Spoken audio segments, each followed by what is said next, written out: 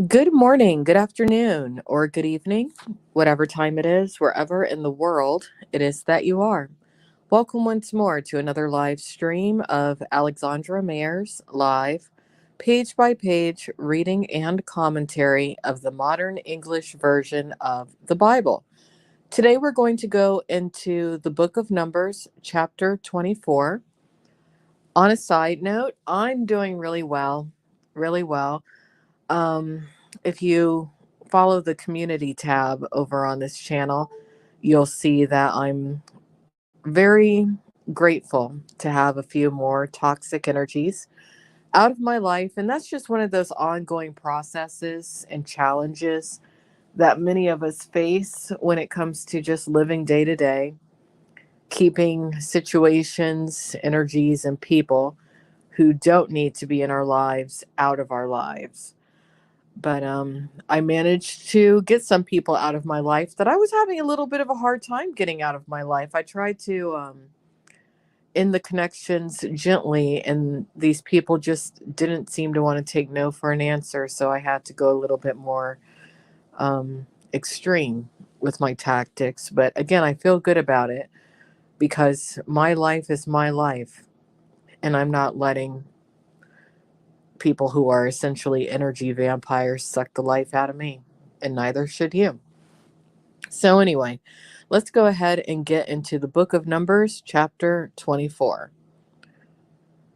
And when Balaam saw that it pleased the Lord to bless Israel, he did not go as other times to seek for enchantments, but he set his face toward the wilderness.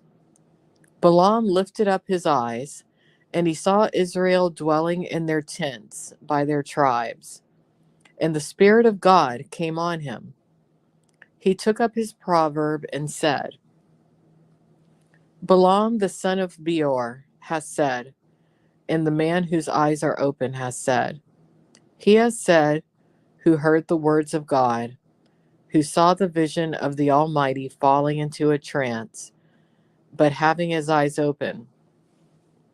How lovely are your tents, O Jacob, and your tabernacles, O Israel. Like palm trees, are they spread out, like gardens by the riverside, like the aloe plant which the Lord has planted, and like cedar trees beside the waters. He will pour the water out of his buckets, and his seed will be in many waters. His king will be higher than Agag, and his kingdom will be exalted. God brings him out of Egypt. He has the horns of a wild ox. He will eat up the nations, his enemies, and will break their bones, and pierce them through with his arrows. He crouches, he lies down as a lion, and as a lion, who will stir him up? Blessed is he who blesses you, and cursed is he who curses you. The anger of Balak was inflamed against Balaam, and he struck his hands together. And Balak said to Balaam, I called you to curse my enemies, and indeed you have certainly blessed them these 3 times.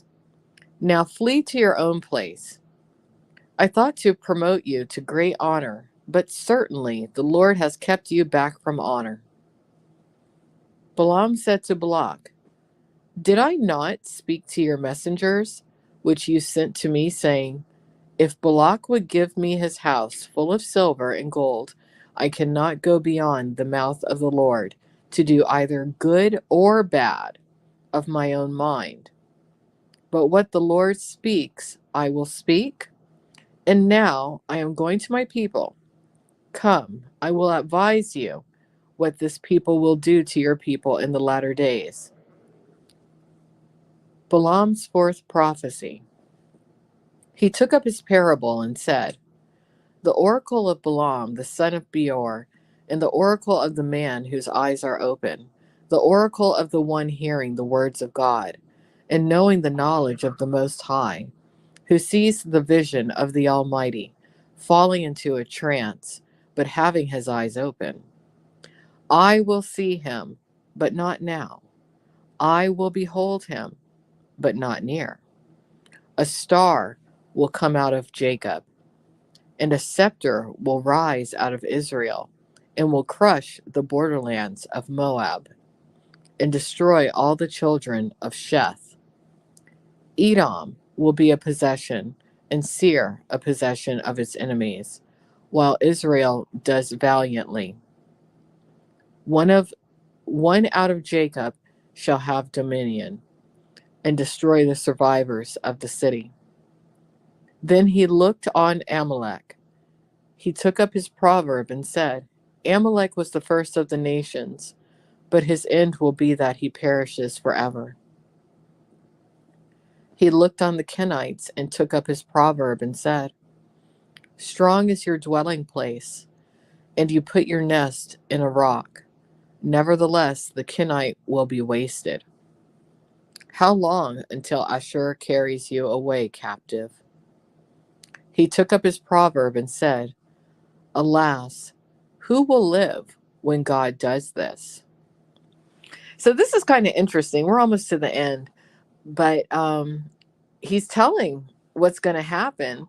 And it's just amazing to me that the people of this time consistently, for the most part, saw physical miracles from God, the Lord, everything that was around them that they couldn't explain. They saw these things happening, but at times they still doubted. They were kind of like children saying, oh yeah, I'm not going to do anything until you make me and show me. So it's very funny to me.